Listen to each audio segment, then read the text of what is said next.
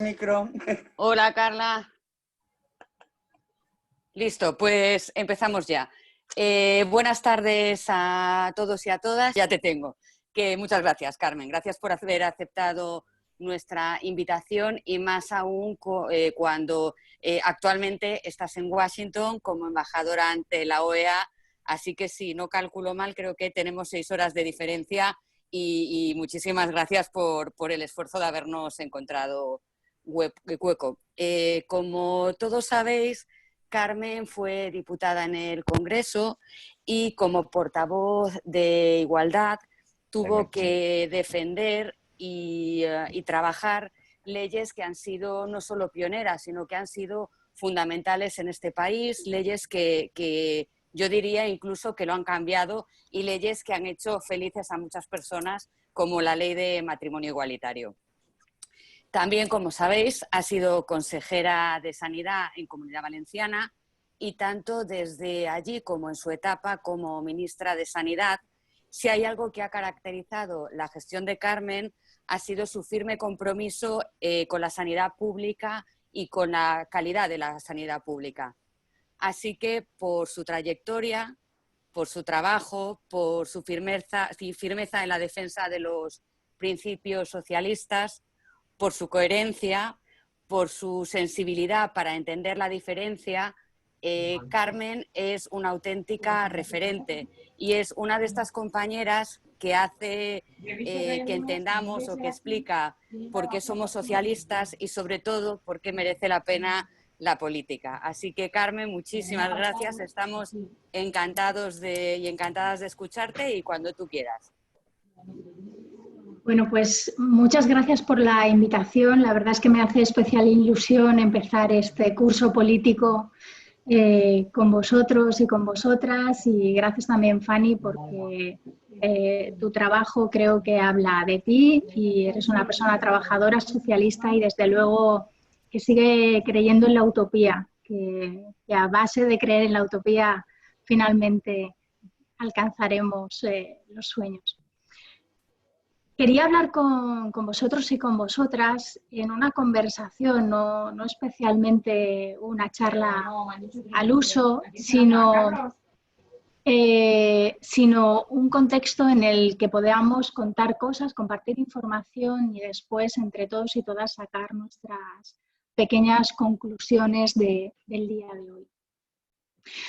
Habíamos puesto en el título, Fanny y yo, el lema o la leyenda de Agenda Feminista y Pandemia COVID, pero la verdad es que se podrían haber puesto muchos títulos también a la conversación de hoy, porque yo tengo la sensación, en este contexto en el que estamos viviendo, que el feminismo es un continuo tejer y destejer, como hacía Penélope. Y si siempre hemos dicho que la agenda feminista no estaba garantizada, sino que siempre hay una tensión constante en desandar el camino, ahora creo que lo estamos viviendo esa tensión con mayor fuerza. Hemos visto cómo todos los gobiernos a nivel mundial están tomando decisiones para contener la pandemia. Pero en primera instancia, todas esas decisiones para contener la pandemia no han tenido en cuenta la perspectiva de género. Por tanto, tienen unas consecuencias de mayor penalidad para las mujeres. Ahora, poco a poco, se están incorporando esa perspectiva de género, pero la primera conclusión que sí que puedo sacar o que podemos sacar es que esta situación de pandemia ha dejado más en descubierto todavía las enormes dificultades, la discriminación y la vulneración de los derechos de las mujeres y de las niñas y, por tanto, la necesidad de actuar con mayor contundencia para que esta nueva normalidad que se nos propone no sea una vieja normalidad de desigualdad para las mujeres que las sociedades retrocedan en las conquistas alcanzadas. Al mismo tiempo, vemos también cómo hay consecuencias específicas, individualizadas, diferenciales, que afectan a las mujeres provocadas por el COVID-19. Y esas las podemos diferenciar en dos grupos. Uno, el impacto económico, que está repercutiendo mayor en las mujeres, y el impacto en la salud y en la seguridad de las mujeres. Y lo digo de una manera un poco desordenada para meter en la discusión todos los temas que sí quiero al menos nombrar.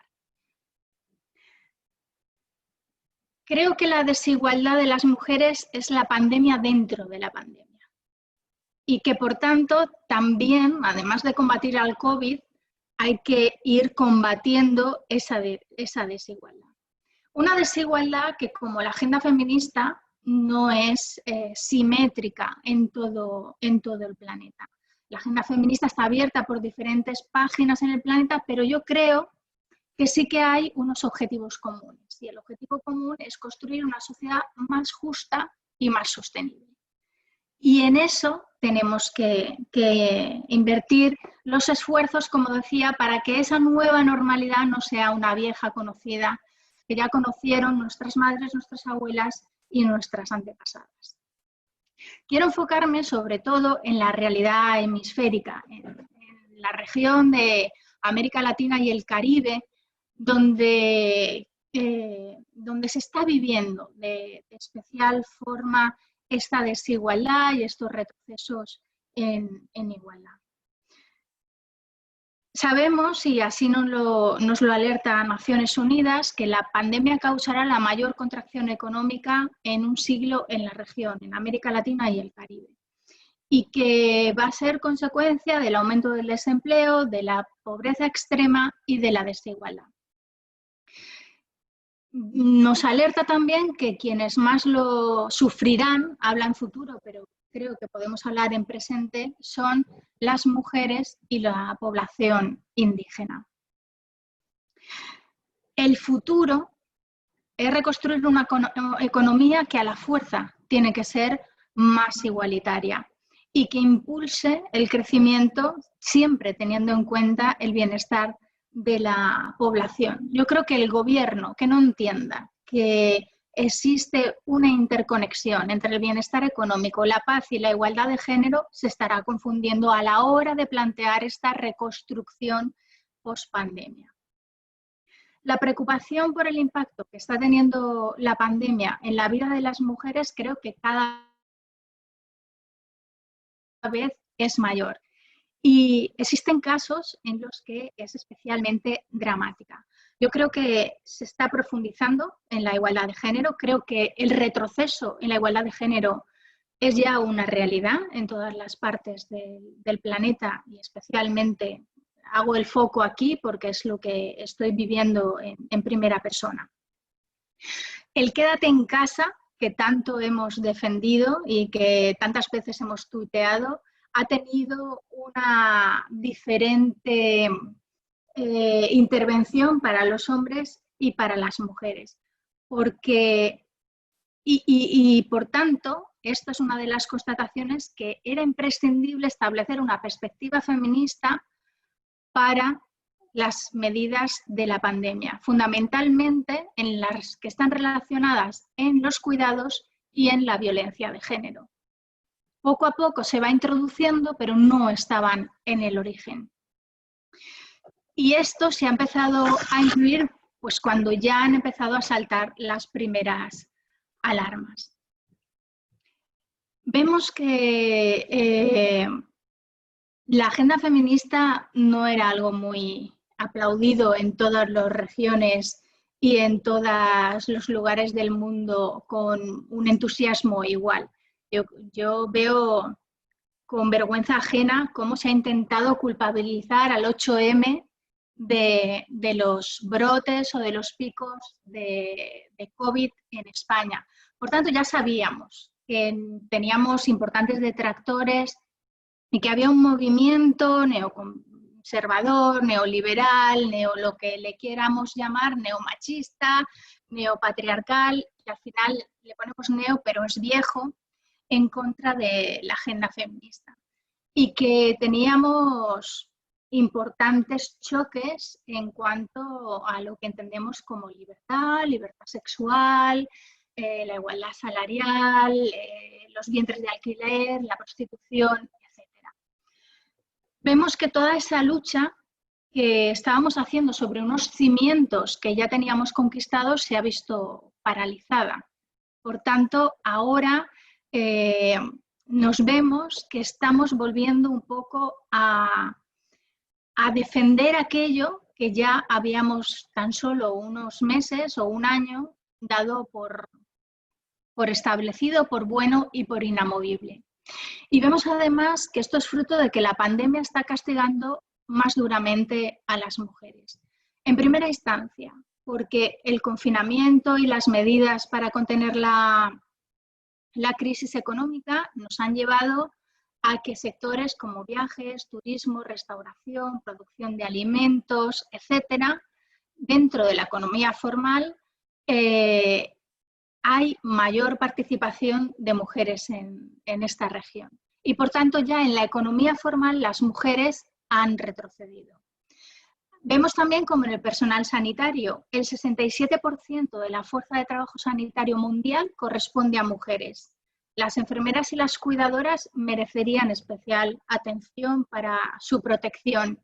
Y vemos como este personal de primera línea, sobre todo enfermería y cuidadoras para el ámbito de bienestar social, de residencias, etcétera, o cuidados de mayores, son mujeres y por tanto ya han tenido un primer impacto sobre su salud de mayor riesgo frente al contagio.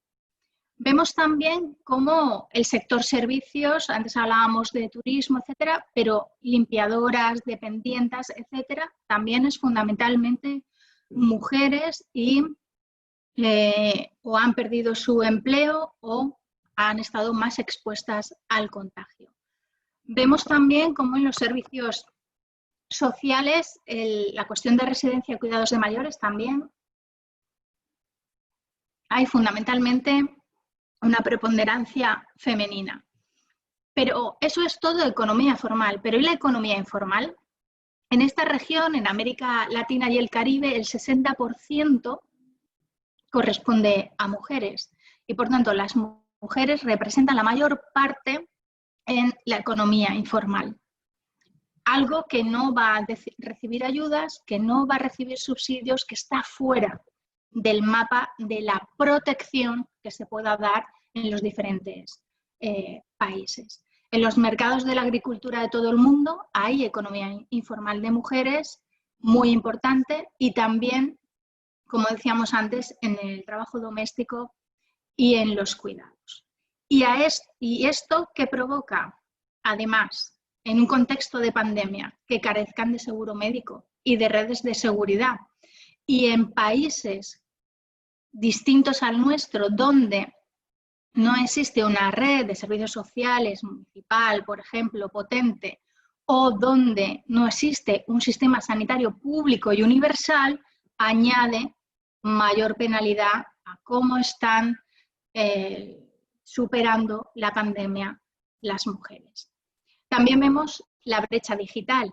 Todo el mundo se aboca al teletrabajo. Estamos haciendo una charla, un encuentro virtual.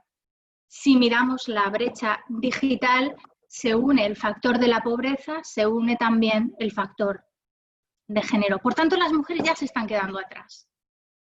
Ya estaban atrás, pero se están quedando atrás. Este escalón de la pandemia les está costando mucho más superarlo. Y cuando hablamos de mujeres, no estamos hablando solo de la mitad de la población, sino que estamos hablando de un contexto donde sus hijos y sus hijas también están incluidos, donde la infancia también está incluido, donde la pobreza infantil va a aumentar puntos respecto a la previsión de recortarlos que se tenía antes de la pandemia. Vemos, por tanto, mayor pobreza en el futuro, familias monomarentales con mayor pobreza infantil, vemos la igualdad salarial, cómo se nos va alejando, y vemos que las mujeres van a ser terreno abonado para la explotación explotación laboral, la explotación sexual y la explotación reproductiva. Y esto no simplemente tenemos que verlo, sino que tenemos que empezar a combatirlo. Fanny, cuando yo ya lleve mucho rato me cortas y ya seguimos en las preguntas. Porque también sabemos que existe una conexión fuerte entre la pobreza y el ejercicio de todos los derechos de las mujeres. Os doy algunos datos de América Latina y el Caribe, que según la CEPAL dice que la tasa de pobreza de las mujeres aumentará en el 2020, estamos finalizando, a 37,4%, un 22% más que en 2019. Y en total, unos 18 millones de mujeres en la región se encontrarán en situación de pobreza. El desempleo femenino aumentará un 6%, llegando a un total del 15,2% de las mujeres latinoamericanas. Vemos también que a esto se le va a sumar que las mujeres ya estaban siendo víctimas en primera persona o con mayor afectación del cambio climático, que se suma a la discriminación que sufren a nivel socioeconómico y que se va intensificando en función del calentamiento global. Por eso una de las conclusiones que yo querría extraer también es que para esta nueva normalidad, para esta reconstrucción que estamos proponiendo, es imprescindible que además de la agenda feminista, además de la agenda de la socialdemocracia, esté la agenda del medio ambiente, porque si no, no conseguiremos los logros que nos planteamos. Hablábamos antes de explotación y hago solo una mención. Explotación laboral, vemos las mujeres lo van a pasar peor, economía informal, pérdida de nivel adquisitivo, pérdida de masa salarial, etc. Pero vemos también como si había una migración, un traslado, un cambio de población debido por los conflictos armados, debido por el cambio climático, la pandemia también está produciendo esa situación de pobreza y está haciendo que empeoren las situaciones que están viviendo las mujeres migrantes. Los migrantes en general, pero las mujeres, los niños y las niñas en particular. Y aquí hay terreno abonado para la trata y para la posterior prostitución en los países consumidores de prostitución, como puede ser España, como puede ser Europa, entre otros muchos. Por lo tanto, también tendríamos que estar muy alerta y cortar de raíz, aprovechando que han cerrado los prostíbulos, que nunca ningún ayuntamiento más diera una licencia en el ámbito de la hostelería para este tipo de locales que lo que encierran es esclavitud, explotación sexual y secuestro de muchas mujeres que son traficadas en nuestro país. Y también quiero hablar sobre salud. La salud pública se ha volcado a las medidas de emergencia del COVID. Los recursos se han trasvasado a intentar contener la epidemia de COVID. ¿Qué se está quedando atrás? La salud sexual y reproductiva, la interrupción voluntaria del embarazo y la salud materno-infantil. Y vemos cómo muchas mujeres no están teniendo acceso normalizado a servicios básicos de salud materna debido, como decía, que se han restringido los servicios en favor del COVID, que hay también dificultad en el acceso a anticonceptivos y que los movimientos antidecisión de las mujeres se han rearmado. Yo creo que en Madrid o en España hemos vivido también algún episodio y se está dificultando el acceso a la interrupción voluntaria del embarazo. En un contexto, y ahora voy, donde la violencia sexual ha aumentado y donde los embarazos no deseados han aumentado.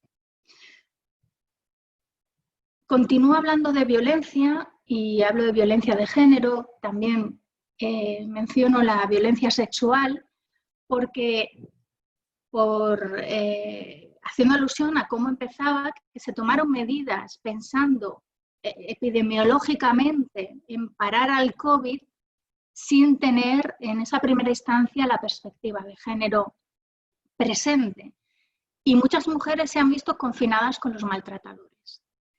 Esto se ha dicho por activa y por pasiva, pero os doy algunos datos. En la región se ha producido un aumento de la violencia física, psicológica, económica y asesinatos machistas, los feminicidios que aquí llaman. Y ha habido un aumento de la tasa de feminicidio hasta un 25% en los países de la región. Esto es grave. Y se produce el aumento de la violencia contra las mujeres, que muchas veces, además, no han podido llegar, no pueden acceder a los cuerpos y fuerzas de seguridad o a los departamentos de justicia a realizar la denuncia. Por tanto, si para una mujer ya es difícil denunciar, ya es difícil tener confianza en la institución para intentar salir de la violencia de género, en una situación de pandemia es mucho más. Y esto, con la diferencia de los datos, me sirve tanto para la región de América Latina y el Caribe, como para España, como para Europa, como para cualquier otro lugar del planeta. Os dejo, luego si sale este tema en las preguntas, os haré algunos comentarios de cómo identificar los nuevos patrones de violencia, porque a través de las redes sociales hay más adicción a redes sociales, a internet, a juego online, etcétera, para niños y para niñas. Hay también nuevas puertas de abuso y de acoso para niños y para niñas y para mujeres. Y por tanto, el quédate en casa deja una rendija abierta, que es la rendija cibernética, por la cual también se cuelan maltratadores, se cuelan abusadores y se cuelan actos delictivos, aunque estemos en el supuesto entorno seguro de nuestro hogar. Además de la violencia de género en los hogares, hemos visto, y ya voy terminando, la emergencia de los cuidados. María Ángeles Durán lleva, yo creo que décadas, hablando de la necesidad de reconocer en la economía los cuidados que fundamentalmente en más de un 80% realizan las mujeres. La cooperación de la Unión Europea en el programa Eurosocial con la CIM ha sacado hace poco un documento titulado COVID-19 en la vida de las mujeres, emergencia global de los cuidados. Y aquí lo que se está denunciando es en la línea de lo que tantas veces nos ha dicho María Ángeles Durán, que la sobrecarga del trabajo no remunerado recae en las mujeres. Pero esto, ahora en un contexto de pandemia, está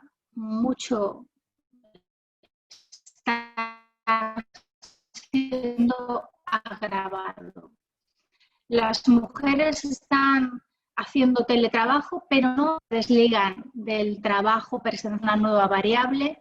Cuando las escuelas no abren y los niños permanecen en sus casas, de cuidados de mayores, de trabajo doméstico, etcétera. Aún en un contexto en el que tanto el hombre y la mujer que conviven están en el mismo domicilio, pero sigue existiendo un tercio más de trabajo, no, el triple de trabajo, de tiempo de trabajo que dedican las mujeres que los hombres, según la última encuesta, insisto, en un contexto en el que ambos están en el domicilio. No es que uno está fuera o uno tiene una jornada, sino que ambos están físicamente en el quédate en casa.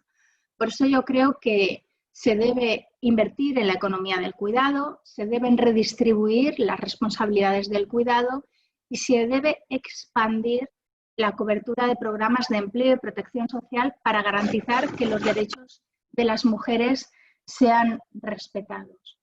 La economía que tiene que venir en el futuro tiene que incluir y valorar la economía del cuidado. Y si no, estaremos nuevamente penalizando a las mujeres. Termino con la representatividad de las mujeres. Hemos visto que la toma de decisiones no tenían esa perspectiva de género que hubiera sido deseada en el minuto 1 de acometer la pandemia. En los comités de emergencia de los gobiernos, puedo hablar en general del mundo, pero estoy hablando de esta región, prácticamente no hay mujeres. Las ministras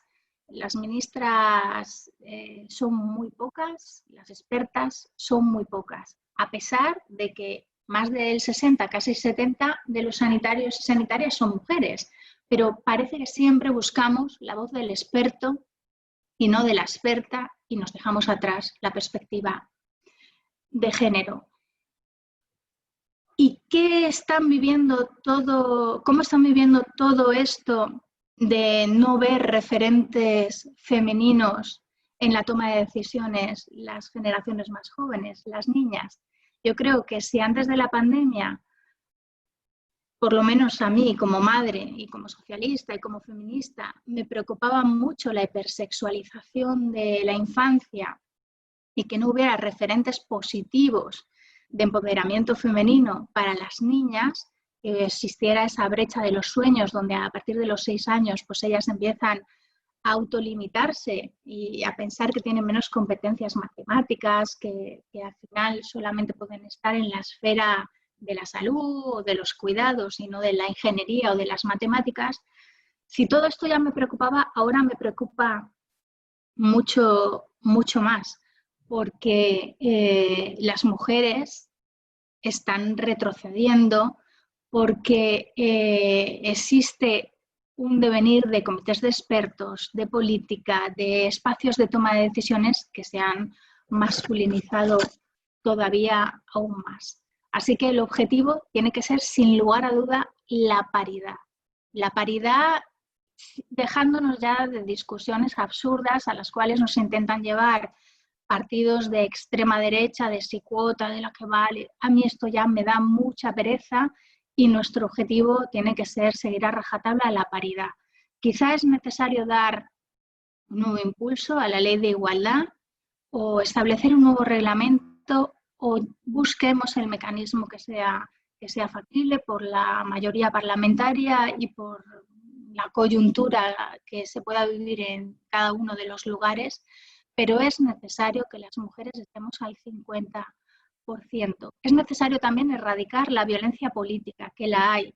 Es una cuestión que quizá en Europa es más novedosa, pero aquí existe una ley de modelo interamericana para prevenir, sancionar y erradicar la violencia contra las mujeres en la vida política. Y cuando ojeas lo que ellos definen como violencia, actos de violencia y discriminación política, en Europa no estamos a salvo de esta violencia política en el interno de las organizaciones políticas, sindicatos, partidos políticos, ni en el interno de las instituciones, ni muchísimo menos, ni en nuestra sociedad con los mensajes y los ataques a veces que recibimos en la opinión pública. Creo que es fundamental que haya una apuesta decidida por la paridad, porque apenas el 25% de las parlamentarias y parlamentarios del mundo son mujeres y menos del 10% son jefas de Estado y gobierno. Y para equilibrar esto hace falta que la base empiece a tener cantera y empiece a tener normas de corrección para que hombres y mujeres puedan estar en pie de igualdad. Todo esto que estamos retratando, la verdad es que no es un futuro como para dar palmas y felicitarnos, es un futuro para el combate. Un combate en el que la impunidad no debe existir. Yo creo que tenemos la obligación de combatir la impunidad, la vulneración de los derechos de las mujeres y de las niñas. La impunidad cuando vemos una discriminación. La impunidad cuando hay una desigualdad. Porque si no tenemos claro que hay que ser tajantes en eliminar esa impunidad en contra de la vulneración de los derechos pequeños o grandes, del macromachismo o del micromachismo, no estaremos dando el mensaje adecuado. Y termino, y disculpadme porque lo he hecho más largo de lo que quería, el nuevo escenario que tenemos que tener ante delante, nuestro futuro, tiene que estar compuesto por una serie de cuestiones. La primera es el orden me da igual, pero la primera para mí es el feminismo, la segunda la protección del medio ambiente, la tercera la fortaleza de los servicios sociales y los sistemas públicos de sanidad y de educación, la quinta la protección social, unos sistemas de servicios sociales y de protección social para que muchas personas que se han quedado sin recursos, sin continuidad, no caigan en la pobreza. Y esto es socialdemocracia. Yo creo que es el momento del socialismo.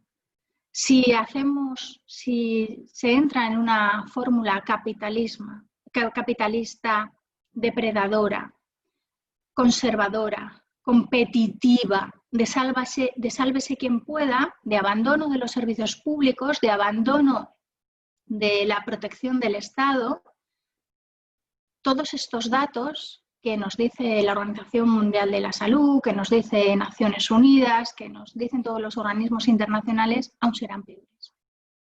Porque son estimaciones. El retroceso aún será peor. Y con las mujeres van a retroceder todos los colectivos vulnerables, de mayores, de colectivo LGTBI, infancia, migrantes. Con nosotras habrá muchos más pasos atrás y, por tanto, tenemos que garantizar que esos retrocesos no se produzcan. Medidas de rescate, impulso financiero que incluyan la protección social, el reconocimiento de la economía de cuidado, que haya paridad y, sobre todo, feminismo y socialdemocracia. Esa es la receta por la que nos tenemos que pelear sin dejarnos confundir por otras cuestiones que ven ahora la oportunidad de hacer su agosto y de lo que no han conseguido en tiempo de bonanza, de consenso, de diálogo, hacerlo ahora en estos momentos de dificultades en los que también el debate político se reduce y la actuación se reduce en primera instancia a atacar o atajar la pandemia. Pero detrás de la pandemia existen otras pandemias que también tenemos que seguir ocupándonos. Bueno, pues gracias y quedo a disposición de vuestras preguntas. Muchas gracias, Carmen. Tengo ya 2 preguntas apuntadas, 2 turnos de palabra. Vamos a intentar, como siempre, ser muy puntuales y terminar a las 8, así que os pediría, por favor, que seáis breves. Quien quiera intervenir, que nos pida la palabra por el chat. Ya te he visto, Andrea, y a ti te he apuntado. Así que, Alex, empiezas tú. Bueno, pues en primer lugar es un placer contar contigo, Carmen, y también quería mandar un saludo al resto de compañeros que hoy nos acompañan aquí. Y bueno, quería hacerte una pregunta en relación a un poco a si consideras suficientes los esfuerzos a nivel europeo en la armonización de políticas públicas de cara a la lucha contra la desigualdad de género. Ese es el caballo de batalla, que Europa realmente actúe como un gobierno de estados. Ahí está la lucha de la falta de ganas de algunos países por perder soberanía. Ojalá fueran más valientes, insisto. Aquí hay una lucha ideológica. Estamos luchando contra la pandemia, pero también estamos luchando contra 2 fuerzas, que es lo de siempre, que es quien quiere más sector público, más protección, más igualdad, y quien quiere más la economía, el mercado y otros escenarios. Europa creo que puede mejorar, pero sí que es verdad que ha reaccionado. Ojalá hubiera reaccionado más pronto, pero sí que ha reaccionado. En todo caso, como todo en la vida, es como queramos ver el vaso, si medio lleno o medio vacío. Yo hay días que lo veo medio vacío, pero tendremos que seguir luchando porque haya mayor impulso. También es cierto que en nuestro gobierno hay un gran aliado para mejorar todas estas medidas de protección y de reacción conjunta, porque el gobierno de Pedro Sánchez es un gobierno que piensa en Europa y que desde luego yo creo que ha cambiado la visión que se tenía en España en el exterior y en concreto en Europa. Así que seguiremos en ese camino. No sé si resuelvo un poco. Carla. Sí, hola, buenas tardes. A mí me dijeron, hola Carla, ¿qué tal? Dijeron, está Carmen Montón, digo yo, allí que voy. Te voy a hacer, tú fíjate, así en línea, 4 seguiditas, una detrás de otra. ¿A cuánto tiempo vista crees tú que se conseguirá la plena igualdad entre hombres y mujeres, o romperemos esa brecha de desigualdad que viene a ser lo mismo? La segunda es, ¿qué recuerdos tienes tú de 2 leyes que fueron históricas para este país y de las cuales fuiste ponente de ambas dos, como la del matrimonio igualitario y la ley de identidad de género para las personas trans, que nos posibilitó el cambio de documentación sin necesidad de cirugías? La tercera es cuál fue la importancia de Pedro Cerolo, del compañero Pedro Cerolo, en estas leyes. Y la última, y me interesa también mucho saber tu opinión de este movimiento extraño negacionista que ahora, a estas alturas, viene a decir que las mujeres trans no somos mujeres. De hecho, desgraciadamente, ayer falleció una por violencia machista a manos de su pareja, a puñetazos, y finalmente falleció en el hospital. Y hay quien incluso ha dicho que no debería estar en las listas de violencia machista, pero que afortunadamente tenemos el presidente del gobierno que tenemos, y hace unos momentos acaba de mostrar sus condolencias también, evidentemente, por la víctima número 32, porque ha habido 2 asesinatos en estas 48 horas. Entonces, ya has visto que no ha cambiado. Preguntas metralleta. Gracias, Carmen, por ser, estar y existir. Bueno, pues a ti gracias por tu cariño y por los temas que indican cuáles son también tus preocupaciones y tus luchas. Que también hay que agradecerte la trayectoria que llevas encima de lucha y la que te queda. ¿No te parece, Carla? La plena igualdad. Ojalá tuviera yo una bola mágica y pudiera decir, pues yo la veo para 2030. Y fíjate, lo he dicho pronto. Yo creo que desgraciadamente Penélope está ahí, tejiendo y destejiendo. Y la agenda de la igualdad se teje y se desteje. Y la agenda de la igualdad es distinta en cada país, en cada comunidad autónoma, en cada familia y en cada persona, si me apura. Por tanto, yo creo que es una lucha imparable, una lucha constante que yo creo que lo sentenció Simone de Beauvoir, ¿no?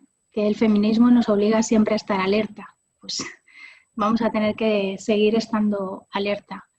Sí que es verdad que este contexto de pandemia ha producido un parón primero y después un retroceso, y que tendríamos que actuar con mayor energía para que ese retroceso se pudiera salvar y fuera tan solo un valle y no quedara perpetuado, fuera tan solo un punto y no quedara perpetuado como un valle.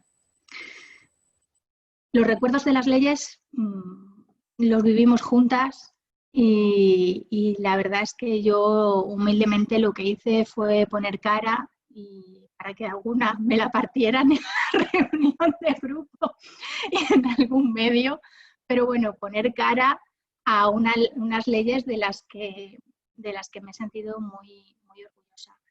La del matrimonio nos costó mucho porque teníamos voces fuera, dentro, arriba, abajo, por todas partes que nos cuestionaban y porque pues incluso cuestionaban hasta a los miembros del equipo, ¿no? A Pedro Cerolo, que hoy lo queremos mucho, pero de hace mucho tiempo pues tampoco teníamos tantísima autoridad.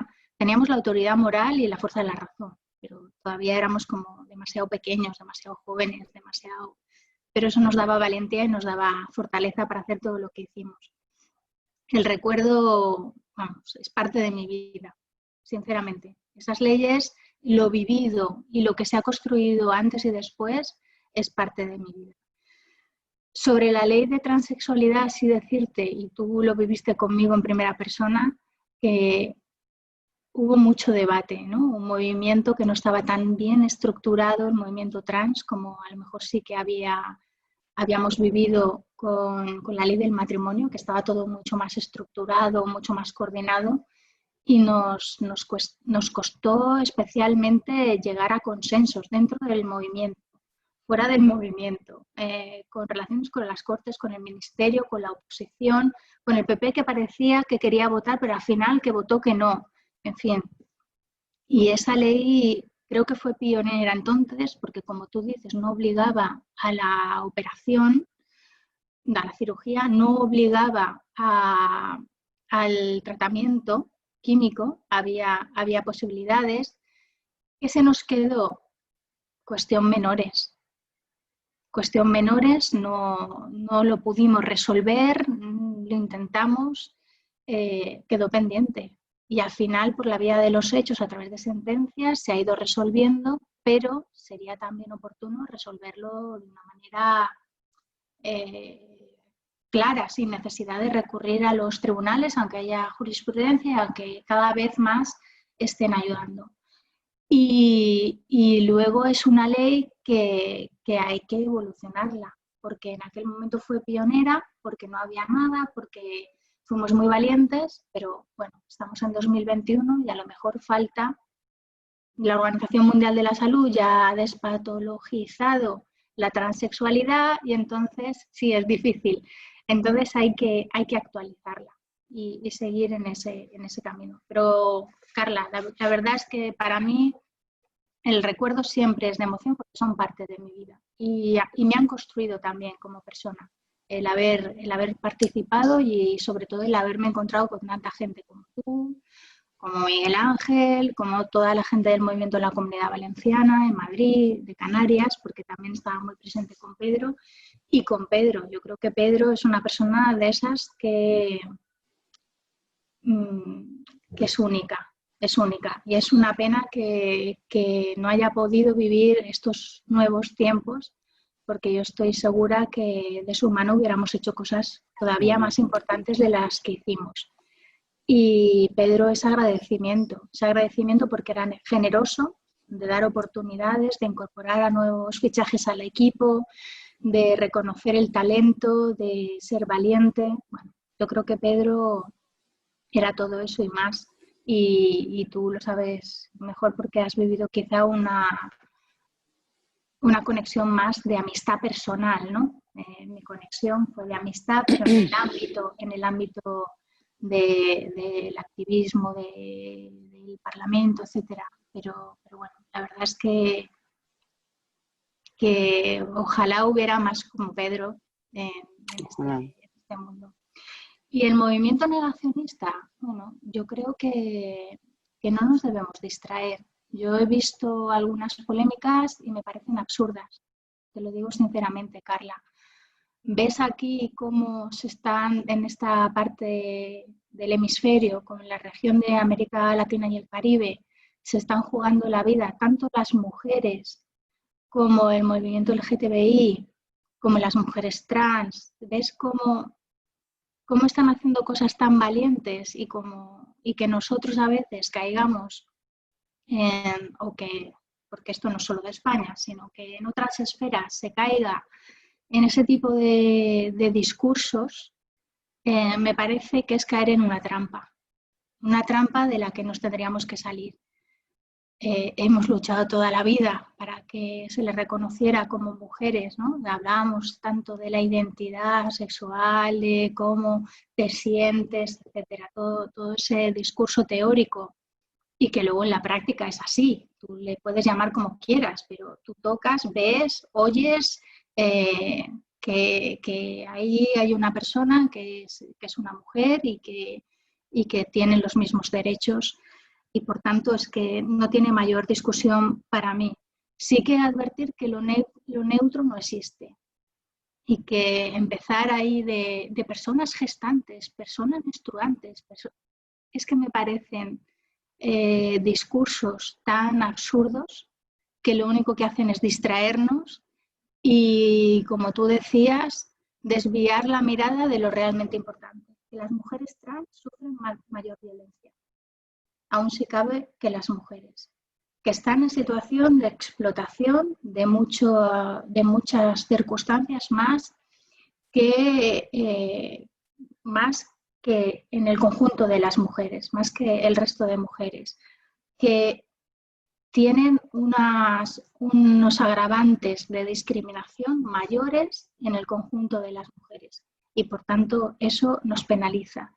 Y también nos va a penalizar que estemos discutiendo el movimiento feminista sobre cuestiones, desde mi punto de vista, que no las metemos nosotras en la agenda, yo creo que nos las meten, que estamos hablando de derechos de las mujeres, de igualdad salarial, de los cuidados, y ahora nos hablan de si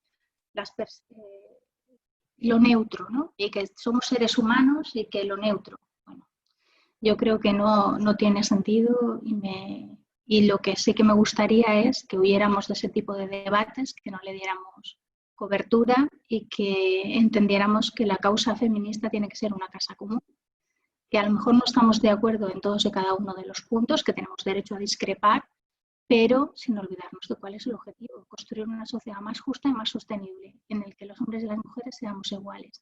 Y que si esta batalla de la reconstrucción de la pandemia, pospandemia, la perdemos, estaremos perdiendo muchas generaciones, entre las que está mi hija, y la verdad es que, aunque sea solo por egoísmo personal, pues la verdad es que no me apetece, porque esta es la generación que nos ha tocado a nosotros vivir. Hablamos muchas veces, y termino, del empoderamiento de las niñas y de las jóvenes, pero también hay muchas mujeres mayores que con 60, si me oye mi madre, mujeres mayores y 60 me dice algo. Sí. Pero mujeres más mayores que tienen 60, que tienen 65, que tienen 70, que se han divorciado, que han salido de violencia de género a esas edades, que están viviendo una vida plena a estas edades y que merecen, pues, una pensión justa, una pensión de viudedad justa, o lo que sea justo, para que la pobreza no sea también un rostro de mujeres monomarentales, de familias monomarentales y mujeres mayores. Y estas mujeres también merecen, no lo vamos a dejar todo para mi hija de 9 años, que tenga un futuro dentro de 40, sino que las mujeres que ahora ya estamos, tengamos la edad que tengamos, merecemos esa lucha y merecemos esas conquistas.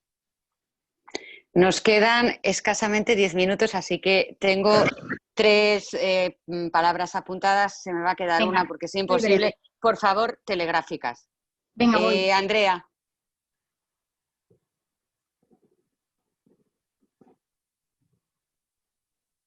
Andrea, ahora.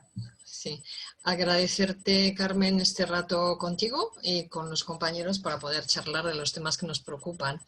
A mí me gustaría tener tu punto de vista y abrir el debate sobre la estrategia de la división de las mujeres, o sea, las mujeres entre nosotras. Ya no somos un colectivo que parece que luchemos en la misma dirección, sino que se utiliza nuestras diferencias ideológicas para finalmente llegar a una separación entre nosotras, y como me refiero fundamentalmente a los planteamientos de la derecha y la extrema derecha, que finalmente alzan al poder una... Andrea, telegráfica, por favor, quedan 3.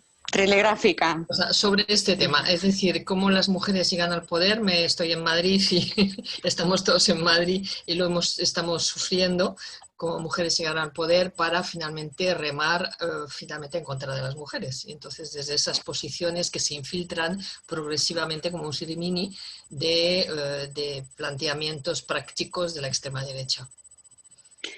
Bueno, esas mujeres las podemos llamar gorronas de la igualdad. Están ahí gracias al impulso de muchas mujeres que han hablado de paridad y que han hablado de que se ocupen sitios de responsabilidad.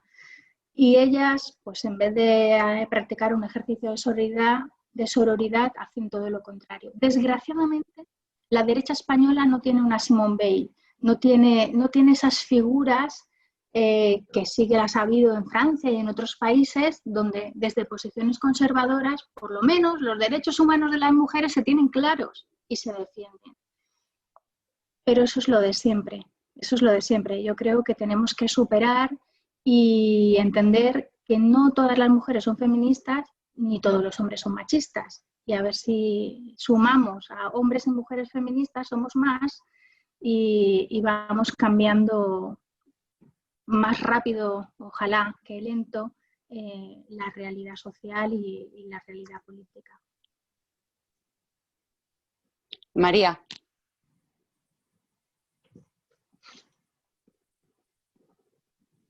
No te oímos. El micro lo tienes que activar. Ahora. Buenas tardes a todos. Ahora. Carmen, gracias por tu charla. Hola, María. Muy breve, muy breve. Has hablado de la economía del cuidado. Entiendo y sé el concepto y la necesidad, pero te pregunto, ¿hay una cierta transversalidad en general? Es decir, o tocamos la educación, que hemos de alguna forma dejado ahí un poco aparcada, hemos tenido muchas ocasiones, y cambiamos desde la base, o considero que no podemos alargarlo eternamente. ¿Puedes aclararme un poquito más esto de la economía del cuidado y si hay esa cierta transversalidad? Sí, existe esa transversalidad, claro. Si para que la economía del cuidado sea pueda ser una realidad, hay varias cuestiones que son imprescindibles y que todavía no las tenemos conseguidas y por tanto habrá que ir haciéndolas en paralelo. La igualdad salarial es una de ellas y la corresponsabilidad también. Yo me acuerdo de una campaña que hicimos hace mucho tiempo, en el 2015, en la ejecutiva del PSOE, que era cobrar lo mismo, cuidar lo mismo. Esta es la base de todo y darle valor a la economía de los cuidados. Hubo al principio de la creación de Ciudadanos una propuesta en la que pedían contabilizar en el Producto Interior Bruto la prostitución. Es verdad. Se puede contabilizar en el Producto Interior Bruto la labor de cuidados que se hacen y de trabajo doméstico que hacen fundamentalmente las mujeres como riqueza del país. Bueno, son muchas cuestiones y en el Partido Socialista yo creo que llegamos a hacer un borrador que no sé si lo terminamos de presentar porque en 2015... aquella ejecutiva terminó, como os acordáis, y no sé en qué punto nos quedamos, pero ese trabajo estaba hecho de la mano de María Ángeles Durán y de muchas otras feministas que en aquel momento era todo muy nuevo, ¿no? Ahora ya está como más escuchado, pero en aquel momento era realmente novedoso. Si quieres lo dejamos aquí y lo podemos desarrollar en otro momento. Pero la economía del cuidado es básicamente eso, nos va a beneficiar a quien fundamentalmente hace los cuidados, que son las mujeres. Marcos.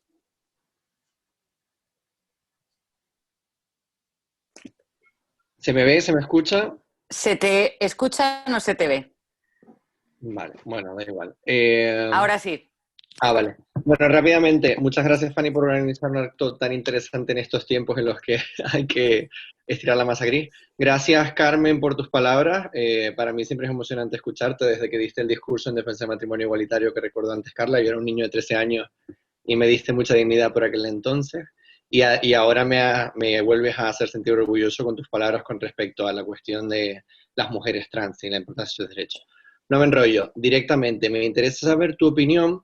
Se acerca la 75 Asamblea General de las Naciones Unidas, ya lo sabes, y me interesa tu opinión por la experiencia reciente que tienes con respecto a, en este contexto de luchas antirracistas, poscolonialismos, nuevos discursos descentralizados, ¿qué conflictos, desafíos o reflexiones crees que se pueden dar dentro del movimiento feminista y la diversidad, ¿no? De feminismo blanco, feminismo eurocéntrico, feminismo latino? Si tienes algo que comentar en ese respecto. Me remito a lo que decía antes. Yo creo que en ese contexto tiene que estar el feminismo, tiene que estar el medio ambiente, tiene que estar la construcción de una sociedad inclusiva y tiene que estar también incluida la defensa universal de algunos, de lo que nosotros llamamos estado de bienestar. Yo creo que no se puede, los modelos liberales capitalistas en los que todo se tiene que comprar, el seguro médico, la educación, al final lo que están haciendo es una sociedad competitiva en la que crecen las desigualdades. Hay que eliminar toda esa competitividad. El mercado no regula el bienestar de las personas y ese bienestar de las personas tiene que estar garantizado por los estados. Yo creo que ese es el punto de inflexión y que a mí me gustaría ver cómo los estados, las democracias se comprometen a garantizar el bienestar de las personas a través de servicios públicos y de protección social. Pues muchísimas gracias, Carmen. Acabamos casi con puntualidad suiza. Al final se nos han quedado 3 minutillos, pero tenemos auténtica obsesión con la puntualidad. Inés, que no le funciona el micrófono, por el chat ha aprovechado para darte las gracias por la charla y por tu tiempo y agradeceros a todos que hayáis participado una tarde más con nosotros. Así que, Carmen, ha sido un auténtico placer escucharte como siempre y coincido con una cosa que decía Marcos, que en estos momentos que hace falta cierta reflexión se agradecen discursos como el tuyo, como siempre tan coherente y yo diría que hasta inspirador. Así que mil gracias y mil gracias a todos y nos seguimos viendo estas tardes. Bueno, pues muchas gracias y un beso muy fuerte cargado de optimismo porque los tiempos que vienen no van a ser buenos, con lo cual hacen falta optimistas y luchadores y resilientes, como creo que ya hemos demostrado que somos los socialistas y las socialistas. Así que muchas gracias. Hasta luego, Carmen. Gracias a todos. Hasta luego. Hasta luego. Perfecto. Se me ha quedado una pregunta, como siempre, perdonadme.